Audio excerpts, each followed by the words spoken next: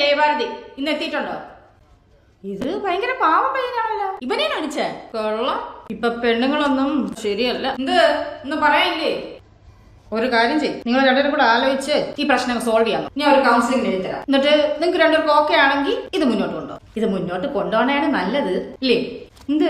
Okay അല്ലേ രാജേഷ്? ഞാൻ ഇയാളുടെ കൂടെ പോവില്ല. പോകൂലേ? അത് പോകാത്ത നിങ്ങൾക്ക് ഇയാളുടെ കൂടെ പോകാനും പറ്റൂല, ഡൈവേഴ്സും കൊടുക്കൂല, 24 മണിക്കൂർ ഇയാൾ എടുത്തിട്ട് ഇടിക്കുകയും ചെയ്യും. ഇതെന്തോന്നാണ് ഇത്? എന്തോന്ന് ലോകം? ഇയാൾക്കൊരു ജീവിതം വേണ്ടേ?